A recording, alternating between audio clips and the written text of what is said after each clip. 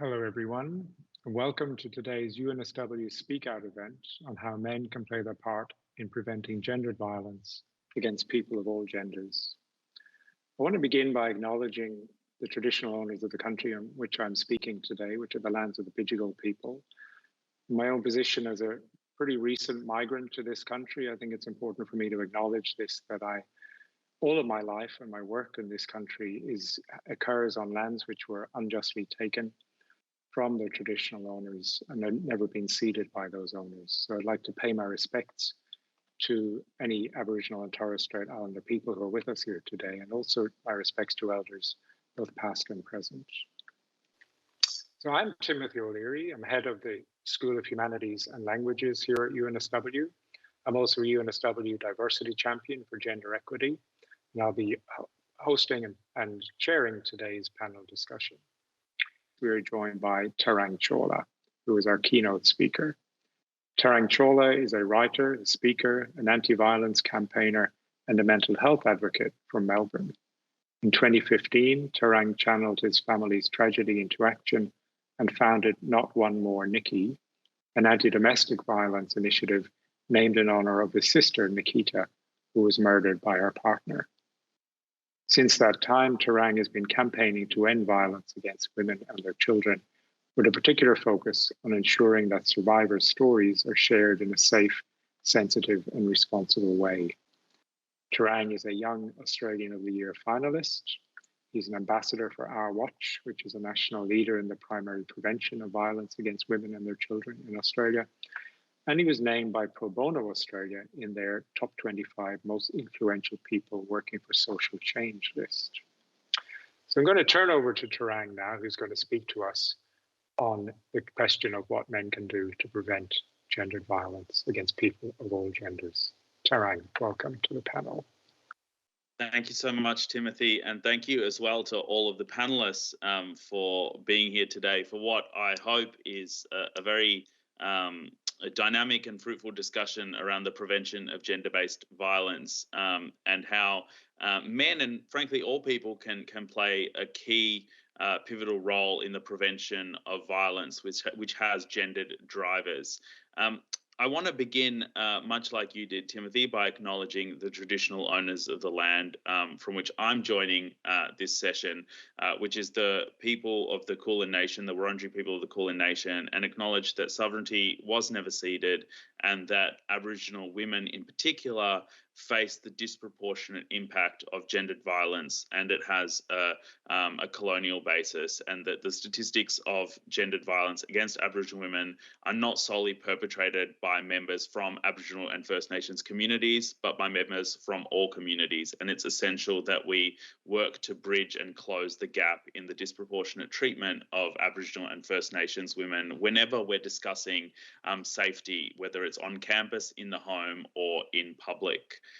I want to talk today about my sister Nikki, share a little bit about Nikita's story, and then also touch on the fact that abuse takes many forms. We often hear about gender-based violence or violence committed by men when we hear about instances of homicide or instances of rape or sexual assault that makes the news. But violence takes many forms and abuse takes many forms. And I'm hopeful that we can touch on many of the different types today so that we all understand the broad spectrum of abuse and violence, so that not only can we support victim survivors, but we can also encourage people who are concerned about their behaviour, whether in social or private settings, to seek support and seek help, and what they can do to become active advocates for change on a path of redemption and healing for themselves. I'm also hopeful that today will be as practical as possible. I think that whenever we read reports of gender-based violence, often we get bogged down in statistics. And so today I'll focus less on the statistics and more on what are the active, tangible things that we all, particularly men, can do, whether we are students on campus or employees or contractors, and what we can do as part of the broad cultural shift that this nation needs to eradicate all forms of violence against women. Before I get into a little bit more of my presentation, I want to stress that men's violence against women isn't the only form of violence. I certainly don't think that. In fact, violence is experienced by both men, women, and people of all genders, and violence is perpetrated by people of all genders, but it's not perpetrated or experienced equally. And it's very important that we recognize that fact, and that fact is a caveat to any discussion that we have about sexual violence. The statistics from whether it's the Australian National Research Organisation for Women's Safety, ANROS, whether the Sentencing Council of respective states from Victoria, New South Wales, Queensland, South Australia, and WA, the Australian Bureau of Statistics, and other organisations that lead the fight to end violence in the sector in Australia indicate that the majority of victims of violence in the home or violence perpetrated by men against intimate partners are women. And it's most likely perpetrated by a man, and usually by a man known to that woman. Ultimately, all forms of violence are unacceptable. Whether in public or in private, violence is violence. But we have to remember that violence has different causes and effects, and different kinds of violence require different focuses to succeed. Today's focus is about eradicating gender-based violence, and so we have to discuss complex topics like misogyny, inequality, and the patriarchy. But before I move to those, let me tell you about why I care so deeply about this. Let me tell you about my sister Nikki. They say that home is where the heart is, but where's the heart in murder? And yet that's such a painful and hollow reality for families all across this great nation who are permanently shattered by violence. My little sister Nikita was murdered 7 years ago. She was statistically the first domestic violence homicide of that year, 2015. For me, though, she was a little sister. She was, and now always will be, 23. I won't soon forget the moment that my family's life changed in a heartbeat with a knock on the door from 2 Victoria police officers. They came to tell us the terrible news that Nikki had been murdered overnight. And so far, at the time of recording this presentation that you're now watching, 17 women have been killed by men they knew. And we're only 14 weeks into 2022. And as I said earlier, a lot of this violence that we discuss is the violence that makes the news. We hear about the hideous actions that are taken. We know about women like Hannah Clark and Tara Brown, Dr. Preeti Reddy, and others because of the horrific nature in which their lives were stolen from them. But gender inequality and abuse takes many forms. And when we talk about gendered violence, it's very important that we don't just focus on the physical side of violence. It's important that we don't get, sensationalized by Netflix true crime stories. It's so important that we focus on the spectrum of abuse and violence. Women experience physical and sexual violence, but perpetrators can use a range of other abusive behaviours, and they're always designed with a key focus: to coerce, to control, to threaten, and ultimately to harm victims. And all forms of violence and abuse can have significant and long-term health and well-being, economic and social impacts on victims. Abusive behaviours that aren't physical can include all kinds of things, from technological, financial, social, spiritual, and emotional abuse. Technological abuse is one that we need to keep a keen eye on, particularly around university campuses. It can include things like sending nude or embarrassing images of a partner or a person to other people, tracking someone's whereabouts, or using a phone or GPS device to know where they are at all times without their consent. It can be as straightforward as something that some people don't even think of as abuse: accessing a partner's private messages or conversations without their consent. Consent is such an important part of this. Some of these behaviours can be in part of normal and healthy relationships. For example, you may be in a relationship with someone who's comfortable with you checking their phone, but it's important that you know that they are, and it's important that you have that conversation first. If you don't have that consent, then that's abuse. Using technology to send unwanted images or messages is yet another example of technology-facilitated abuse. Things that we think can be a harmless joke, like posting a message from a partner's account, also a form of online technology-facilitated abuse. Boundaries and ethical consent are such an important part of any discussion around gender-based violence. Financial abuse impacts on the economic health and well-being of its victims, which are primarily women.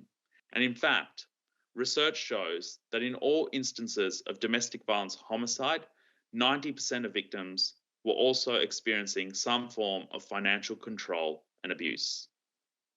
Social abuse includes isolating a person, stopping a partner from spending time with their family or their friends, or controlling and having limits on how much time they can spend with certain groups of people, forcing a partner to move and live away from their family or friends, or sabotaging a partner's relationships or damaging their reputation. None of these are physical, and yet all of them are forms of abuse that have long-term ramifications for victim survivors. Spiritual abuse. Often, and I think back to my years at university when I was understanding my sense of spiritual self and who I was and my place in the world, forcing another person to not allowing another person to practice their beliefs and customs is a form of spiritual abuse, or using spiritual abuse to justify harmful behavior. Emotional abuse is something that we're now as a nation starting to cast an eye on.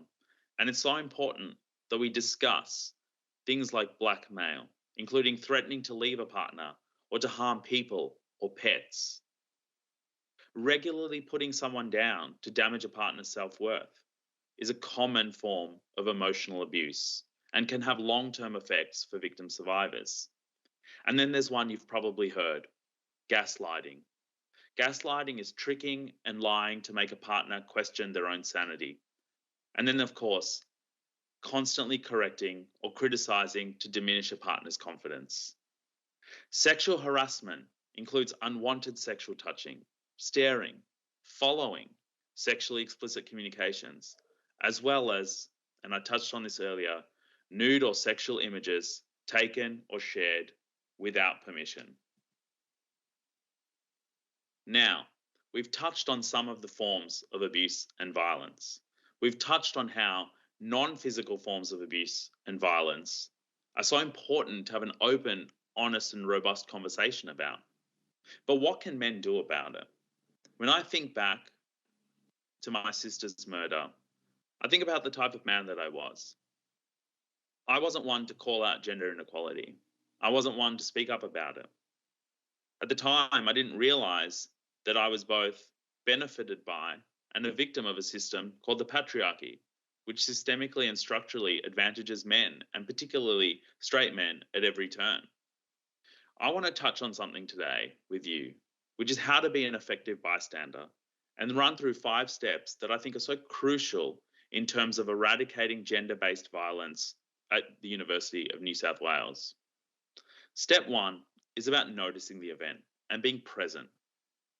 Be present to what's occurring around you. Keep a keen eye on whether there are gender drivers to comments. If you're an employee or a student, keep a keen eye on what things are being said about the women in your classes or in rooms on campus. Keep a keen eye to what's happening at uni parties and functions and social events. Are gender-based comments being made about the women? Because if we don't see it and we're not aware of the true nature of the issue, then we can't do any of the rest. Step 2 is about identifying if it's a problem. And this is where we need self-reflection and examination. Be critical of your own perceptions and attitudes of others. When you see something, ask yourself, would I behave in the same way? Would this kind of behavior be okay if it was occurring to someone that I know, a friend or family member? How would I feel about it if a comment was made about a woman that I know? And then ultimately, does the situation at hand make you feel uncomfortable? And if so, Why? Because generally, we know. We know when something makes us uncomfortable that something is amiss. We know that something's been said that's going to be passed off if we don't do anything as locker room talk or harmless banter.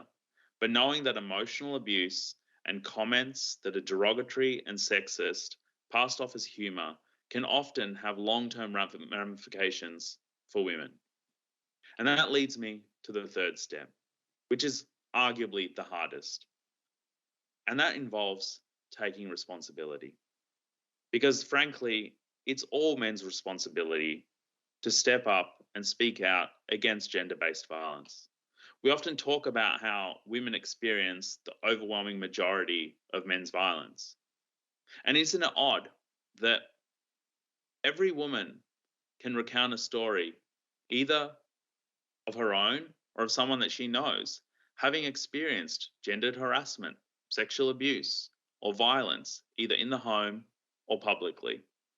And yet so few men can name any other men, others or themselves, who've ever engaged in a way that women found to be disrespectful, derogatory, or harmful. And so it comes down to all men to not say things like, well, not all men are violent, and instead say, all men have a responsibility in ending violence, because then we're part of a collective working towards good at the university. And it's the hardest step, because if we all assume that someone else will step in, nothing will happen. And so it comes down to one of us having the courage when it's safe to do so to step up and act. And that's where step 4 comes in. Make a plan. Every situation is different. What might work in one case might not be safe or suitable to do in another situation. And it's so important to assess situations on their merits. If alcohol or drugs are involved, sometimes it's not safe to speak up in the moment, but you can still notice in step 1. You can still become aware as in step 2, and you can still identify that it's a problem. And then you take responsibility when it's the right time. So it's always important to assess the safety of a situation and make a sensible plan before you act. And step 5 is acting. It could be something direct. For example, when a sexist joke is made around a table, refuse to participate in the conversation or call it out for what it is. Call out the behaviour as it happens in the moment, or perhaps show support to those affected and make a report after the event. Report the incident so that we have clear data on just how prevalent the issue is and we can support everyone, not only those who are impacted, but those who engage in the behaviour so that they can seek support to stop engaging in it. There are many, many ways to act. Just remember, it comes down to being respectful and careful in whatever approach that you decide is best to take. One of the things that's so important in the moment when responding to sexist jokes is the things that you say. You can call it out directly. For example, if someone made a sexist joke, I could say, "Hey mate, I don't think that's funny. I don't see the humor in that." Or you could say, and this is a really good one, "Can you explain what you mean by that? I don't get the joke. What's the joke?" And you'll be surprised just how many things stop being funny when the so-called comedian has to explain what's so funny about it and how the butt of the joke is another woman's feelings or her dignity as a human being. One of the things as well that I want to flag that's so important before we wrap up this session and move to the panel is the things that you can do when these things occur. And one of those is the important self-care that's needed to be taken if you do choose to step up and be an active bystander. You can support the group or the individuals who are the target of the comment. You could reach out directly to the person who made the comment and tell them that it offended you and have an open and honest conversation without attributing blame to the person, but calling out the behaviour. So for example, rather than calling someone a bad person because they made a sexist joke, saying, "Hey, I'm not comfortable with the joke. I've got no problem with you, but I think that we should all try to make jokes that don't cause harm to other people, particularly women. Talk to a friend about it. And this one goes for a lot of the men. So many women and so many people from marginalized communities will have to discuss the discrimination and disadvantage that they face. For example, members from queer communities will discuss issues of homophobia and transphobia that they experience on a nearly daily basis. And yet, so few men will engage in conversations that focus on the harm that many men cause to other communities. And so, as men, it's so important that we open up our eyes to become aware and have these conversations that's so important. So, talk to friends about the issue and discuss plans for action. And of course, when safe to do so, always, always, always call it out. Report the incident to student services and seek help and support, not only for yourself, but for others. Thank you. Thank you very much, Tarang. That was a really wonderful presentation for us. I was frantically taking notes on your 5 steps. I've had notes on that. I think it's really helpful for people to have those suggested actions to take in this regard. It's really helpful. Before turning to the rest of the panel, I guess I have a very general question for you, Tarang. So, as a person, coming from that personal family experience that you shared with us from 2015 and to now, really, I believe, spending a great deal of your activity in the last 7 years working in this area. Have you seen any progress in Australia on the issue of gendered violence, especially on efforts to get men to step up and take action and be aware? Yeah, absolutely. There's been significant progress over the last 7 years. I mean, 7 years ago, there were fewer national plans to end violence against women and their children. There was a sort of a complete absence of media reporting on the issue. It has progressed, certainly. But one of the things that I think is so crucial and important to stress is that while policies are starting to be drafted at a governmental level, while the university certainly will have an increasing number of policies around gender-based violence occurring within the university, particularly around stamping out sexual harassment and sexual violence, policy change doesn't lead to immediate cultural change. And that is the caveat, I think, by which any conversation around gender-based violence needs to occur, that we have to see cultural change. And cultural change fundamentally starts at an individual level. And it starts with the choice that many people make. Not only those who choose to use violence, but those who choose to seek support to stamp out harmful behaviours in themselves, those who choose to demand a higher standard of behaviour from themselves and from others in their circles. And I think one of the things that gives me hope for the future is less the shift that's occurred in the last 7 years around government work and policy, but more in the conversations that individuals are willing to have. An increasing number of men are starting to understand, and I think that it's very important that other men take that burden away from women and other communities who have had to advance their own interests and start speaking up for those who have a voice of their own but aren't being listened to. And I think that there is a certain trend that men will listen to other men like them, and so it's very important that that men take that responsibility and they take it seriously to really have these conversations so that the policy shifts can amount to cultural change that will then see a reduction in harms to women. Thank you, Tarang. Thank you. And that's a really important question and rich question, the question of the relation between those policy changes and cultural changes. And I want to turn to Jan Breckenridge now, who's done extensive research in the area of gendered violence and, of course, co-leads our university's Gendered Violence Research Network. And that question, Jan, of the interrelation between policy change and cultural change, and maybe which one comes first or which one drives the other. And I know you've also done work with corporate bodies in providing training and so on. So how do you see that relation? Does one of them come first, or is it a question of them working together? How do you see that playing out, for instance, when you go into a workplace and try and shift what happens in those workplaces? Look, when we work with corporates, we would probably try first and foremost to provide information and just to increase awareness, because you can't make assumptions that people understand things in the same way. The definitions of gendered violence you can read different definitions in different academic pieces or different websites, and terms can be used interchangeably. You can't make assumptions that people know. So awareness is really important. So really trying to give people an opportunity to challenge their own attitudes is good.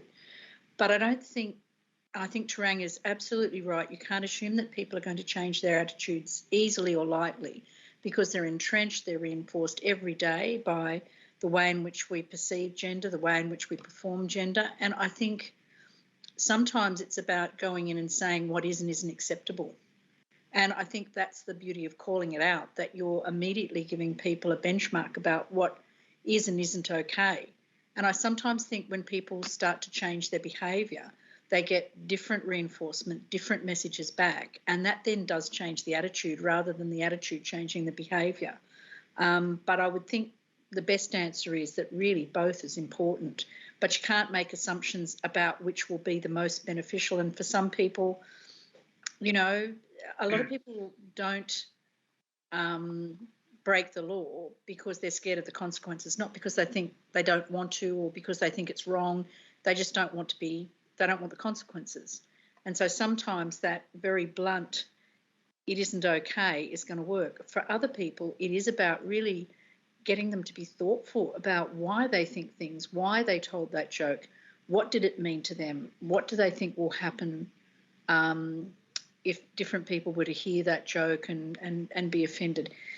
So really, Timothy, I'm probably saying both and all and everything. Yeah. Okay. Which is yeah, absolutely. And look, to just stay on that point for a second, Jan. So, you know, you point out and Tarang points out that different people will have different ideas of what constitutes gender violence or domestic violence and so on. So, and in Tarang's presentation, we heard just that incredibly, I want to say incredibly rich, but that makes it sound positive, but it's not a positive, that incredibly diverse range of kinds of behavior which are within this category of gendered violence, right? Some of which are not violent in the sense of physical violence, and some of which maybe for some people would not appear to have an obvious gender element in them. Perhaps people don't recognize that. So for as a researcher and someone who works in the area of gendered violence, and that diverse range of behaviors, what's kind of essential to it, do you think, as the gendered nature of this kinds of behavior? What's really at the heart of that, do you think, as a human behavior? Look, I see gendered violence or gender-based violence or gender-informed violence as any type of harm. So not just, and I think the word violence is often a problem, and so I often use violations as well. But it's any type of harm that's perpetrated against a person, or it could be a group of people, because of their actual or perceived sex, gender, sexual orientation, or gender identity. And you know, we saw with the latest survey, and it's true of all surveys, that people who are who identify as non-binary, or from LGBTIQ plus identifications, they're at risk. And it's not so often when we talk about violence against women, which is by and far the disproportionate number of people who are affected are women, but it excludes the different gendered nature of the way in which different people, from different gender identities, are affected by violence and violations. And, you know, it includes things like hazing in universities, in military, sexualised or racialised bullying, sexual misconduct. It could be sex-based discrimination, sexual harassment, sexual assault. And in some instances, it may even constitute a life-threatening health or protection issue. You know, it can be domestic and family violence. It could be intimate partner violence and dating violence. You know, it's a range of behaviours. It's not just one thing, one type of behaviour. Although the main component in all of it is that it's to inflict harm. It inflicts harm. It's hurtful. It creates some distress up to, as in Nikita's case, someone is murdered. You know, the most shocking of violations. But I think with gendered violence, Timothy, sometimes the issue is people say, well, it wasn't really violent. And that's why gendered violence and violations is often quite a good combination, because violation captures that abusive element that is really probably the most prevalent part of gendered relationships and behaviours. Right. Yeah. And that causing of harm, yes, indeed. Yeah. And just on following on that point, and I want to turn to Isabella. So the recently released National Student Safety Survey on specific elements of this harm, sexual harassment and sexual assault against people of all genders, of course, perpetrated by people of all genders and the victims of people of all genders. And Isabella, from your perspective as a non-binary person and a student of the university, I guess the first question would be, were you surprised by this report in 2021? You know, I would like to say that I was, but unfortunately I really wasn't. I think, as Jan spoke to, even though probably most of us, you know, have not experienced severe violence in the form of being murdered on campus, I think for a lot of especially trans people, but also women, do regularly experience sexual harassment, you know, gendered jokes, especially misgendering, and especially when you are so young, as a lot of students are, which does not include me, unfortunately. But I know from when I was younger and, you know, when I was first sort of learning about my own sexuality and gender, that sort of thing can really set you back in terms of your mental health, how comfortable you feel in a setting, and where you feel you fit in the world. So unfortunately, no, I was not surprised by the results of the National Student Safety Survey. I'm trying to put a positive spin on it because I work in communications, but I'm not going to. Well, we're hopefully by the end of today, or already I think today, we are putting a positive spin on this. What we can do, what we can all do. And I think the point you raise about being young is really important, because my first thought when you said that was that there's always that power imbalance, right? And that experience of being perhaps, you know, so just in general in society, not feeling that you are a powerful person in that society certainly has an impact on what happens, and it affects your sense of how you can withstand that, fight back against it, speak out against it, and so on. So very significant. I want to turn, so just staying on that point, but from a slightly different angle, so turning to Alison.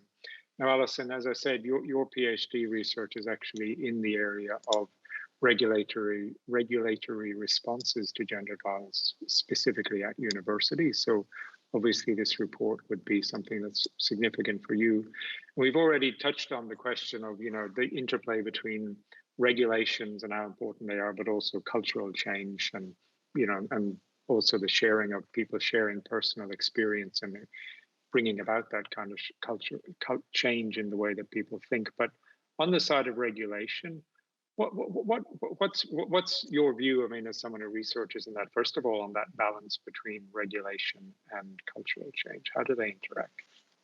Well, I think regulation, you know, broadly speaking, is looking at different ways that you can change people's behaviour at its most basic. So it can include everything from rules-based regulation, where you're looking at laws and, you know, enforcement mechanisms and penalties at sort of the more severe end, or the stronger end.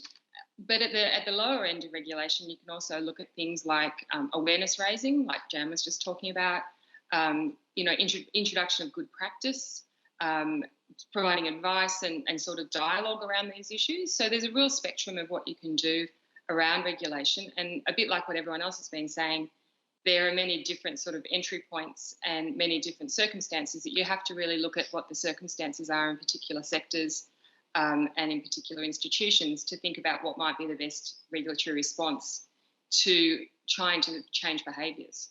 So there's a real range of opportunities you can have in a regulatory sense. Yeah. And in terms of universities at the moment, since this was a report about students and this is a university panel, are there any sort of outstanding gaps in the regulation that you see in universities at the moment in Australia in this area? What would be your top priority for regulation? This is what my thesis is pretty much on. So I think there's two different aspects I would suggest at this point. One is that there has been a huge amount of activity since the first student survey that was done in 2016, and the results were published in the Change of the Course report by the Human Rights Commission in 2017. Universities across Australia have undertaken, and residential colleges, have undertaken a range of activities in that last period. And I think it's important to acknowledge that there have been a great number of efforts that have gone on. There's also been a number of other institutions that have been involved in that, including the Human Rights Commission and the Australia's higher education regulator, TEXA.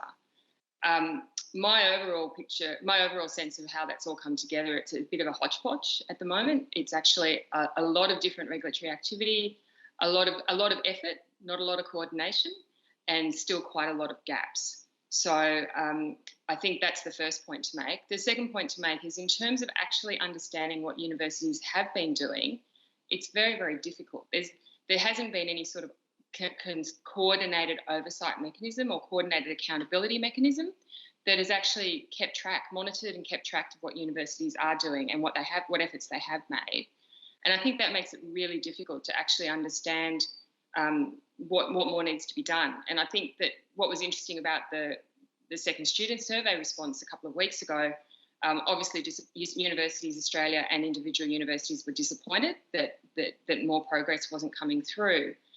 But I was really struck by the fact that there was also a bit of an absence of what we wanted to do next. I think people were really left flat-footed about, okay, we've been trying to work in this space and where do we go now? So I think that's an indication that we really don't know enough about what's been happening. It has been a bit of a dog's breakfast.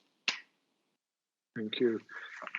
Indeed, so much to be done. And I'm wondering if the members of the panel would draw from that. I mean, one possible conclusion perhaps to be that one of the things that needs to be done is precisely, as this panel suggests, to engage more men in actually challenging their own behavior and their own enabling, perhaps, behaviors and enabling other men to engage in abusive behavior towards women and people of other genders.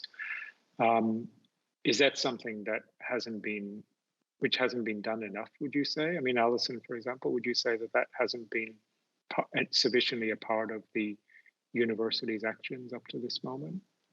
I think one of the interesting things about universities' actions up till now is that there has been very strong leadership from a large number of male vice-chancellors, which I think has been really important, that they have actually led the work. And as one of the other panellists mentioned, you know, it's important sometimes for men to see other men acting. So I think that has happened.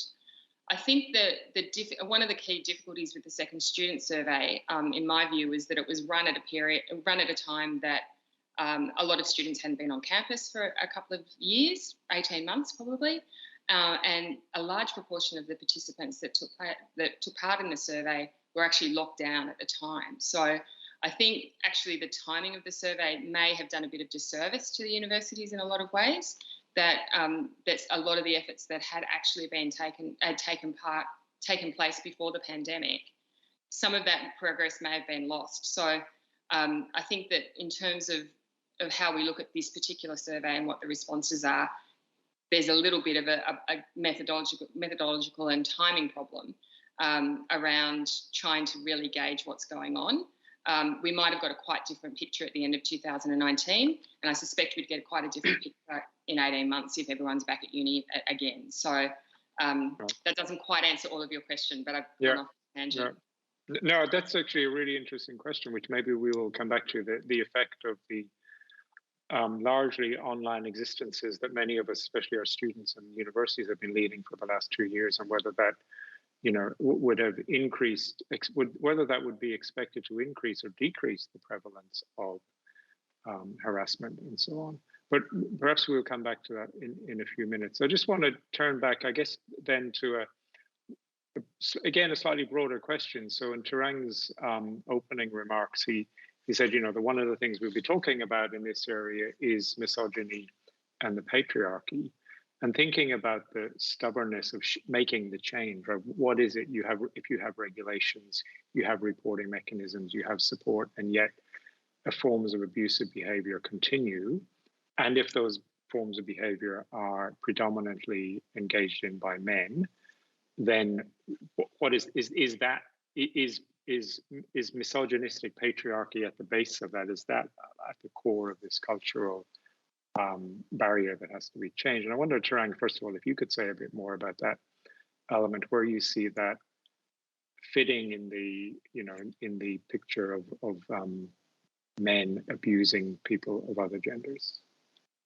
Yeah, I think that we have to collectively have the courage to name those so-called elephants in the room. There's often an aversion to speaking about the gender drivers of men's violence, and there's an aversion to using the term men's violence. So, for instance, in the last 7 years, in a lot of the advocacy that I've done is shifting terms away from things like family violence, because often, victim survivors will not think of themselves as being part of a family structure or unit with perpetrators. So, for example, women in the context of separation would no longer regard the man who chooses to perpetrate violence against them as being family.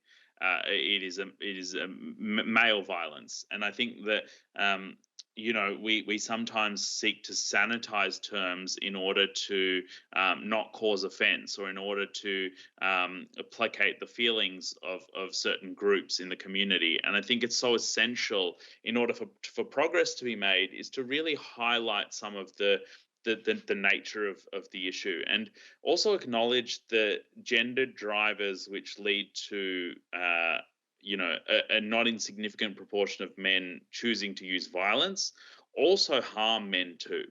The gender drivers that lead to misogynistic views around women and people of all genders, the drivers that lead to homophobia, that lead to transphobia, are often rooted in very strict ideas of masculinity and manhood. And so when we have a broader conception of masculinity and a more open and fluid relationship with masculinity, we start to see the potential for a reduction in harms to people of all genders being perpetrated by men onto others, or even themselves. The male suicide rate is in direct correlation with certain ideas and rigidity around masculinity and manhood. That's not to say that all people with certain views have a greater propensity towards self-harm. It's to say that there's a correlation there, and so we need to look at things as being multifactorial. And one of those factors is the significance that misogyny and a patriarchal system plays in the role that men occupy in society, and by extension, the role that men see people of other genders occupy, whether it's women who bear the primary brunt of men's choice to use violence, anger, aggression, and then it extends to people of all communities. And one of the unfortunate realities of the contemporary situation is that we're not in a position yet where we have enough data, I would argue, around the queer experience, around the experience that people have from different quote-unquote marginalized communities. I think that there are so many communities that are adversely impacted, and we know that because of how many people, for instance, will present to an emergency department or who will report. But given what we know about underreporting, and given what we know about the discrimination and challenges and systemic structural barriers that many people from many communities face, it makes it very tricky. And I think that if we as a society are able to have difficult conversations around the role of misogyny and have a more robust discussion around masculinity, I think we'll make inroads into making communities and homes safer for people of all genders. Thanks, Tarang. Thanks. Can I pass that question then over, Jan, to you to carry on? I mean, from your experience from your research and your work with community and corporate partners and so on, to what extent do you think traditional forms of masculinity, which can be profoundly misogynistic, to what extent are they the drivers for these kinds of behavior, and how does one challenge that? Look, I may take a slightly different view from Tarang in that I think that I have no doubt that masculinist ideas and views contribute to the way in which men are violent towards women. But I also want to extend out to non-binary people, gay and lesbian relationships, and, even with the portal work we do at UNSW, certainly men are affected as well, and not only by male partners or perpetrators. And for me, I know that women are disproportionately affected by male violence. There's no doubt about that. But I think it's more than just gender. And I always worry when we look at only gender that we miss things like in our community, we actually valorise violence. And, the good old joke, everyone thinks that, that's fine. It's just a joke. And women can get into that just as much. And I think, in some of the training we've done in the colleges, the men were saying things like, look, if we don't actually perform in certain ways, if we're not this true blue ochre male who's good at sport, who, is out there good looking, that traditional machismo, we don't have any luck with our relationships, and we're seen as pussies or as this or as that. And so I think it's a whole of community change of attitude. And otherwise it comes down to sex, not gender, I think. And I'm really keen, I think what happens, we've just done some work with LGBTIQ plus communities around prevention of sexual violence. And Tarang's right, we actually don't have data about how that manifests properly. And a national survey, we absolutely need a national survey, there is no doubt about that. But what we did get from our consultations was that, gay men are certainly affected by sexual violence, in their case often by other men, but not only. If you broaden it out to gender-based violence, the hatred expressed towards people of different genders is just as great. You speak to women of colour and they'll say very clearly that abuse is not only around their sex or gender, it's also around race, so it becomes racialised.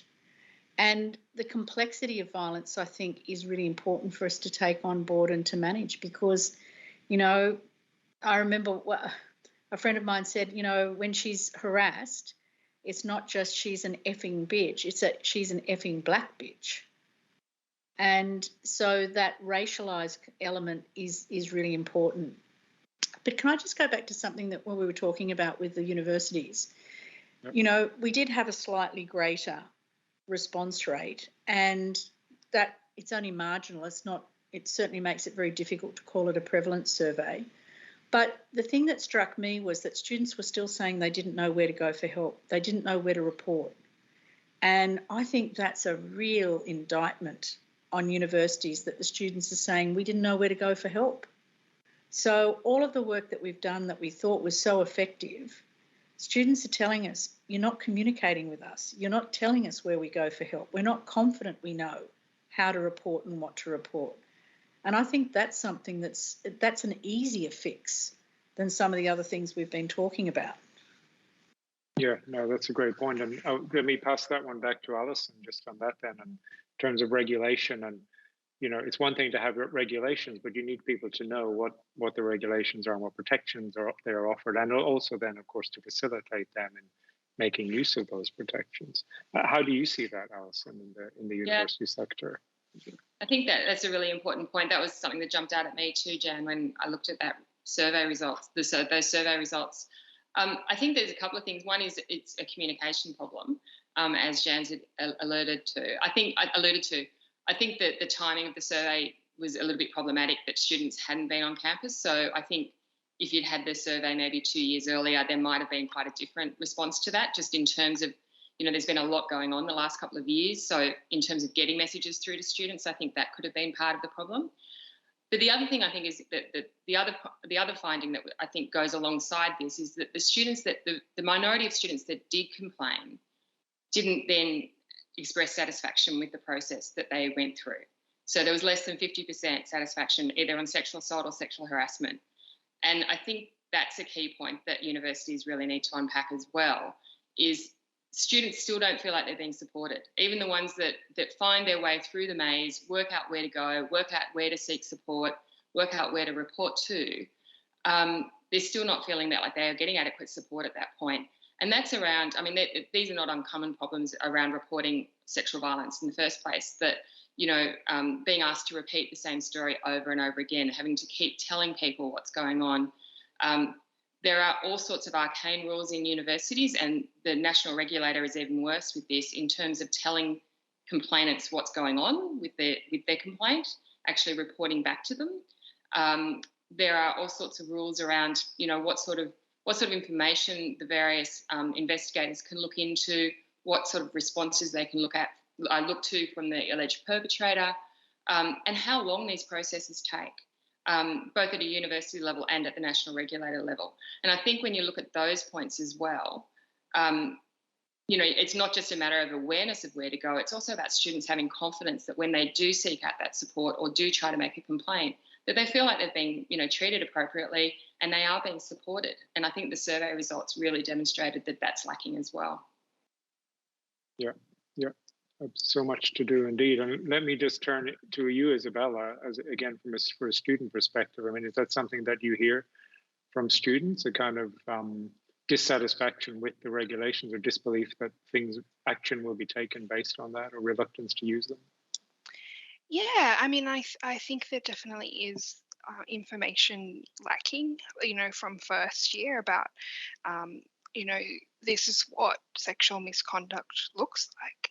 I think part of the problem is that often young people might not realise that they have been subjected to it. And then I think that's part of the problem is definitions. And then I think, having a really clear path that you can take to access support, to report if that's what you'd like to do.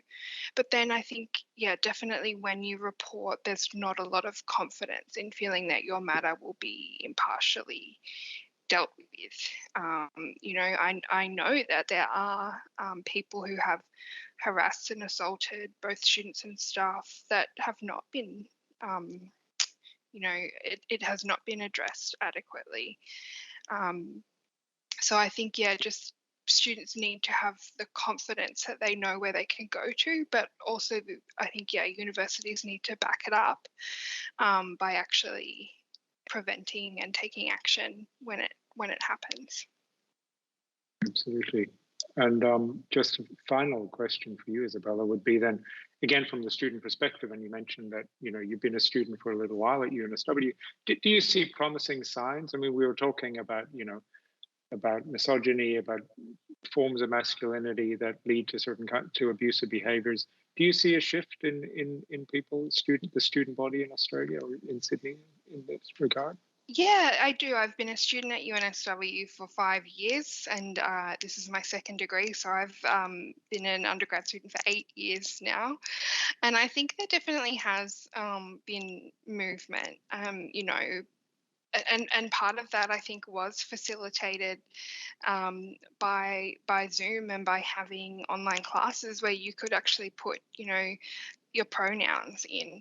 And sometimes that's not noticed, and sometimes, unfortunately, people will still, deliberately or not use the wrong pronouns. But people do, and people are. And I think it's recognizing that, you can't necessarily tell someone's gender by looking at them. I think people are starting to recognize and to call out misconduct.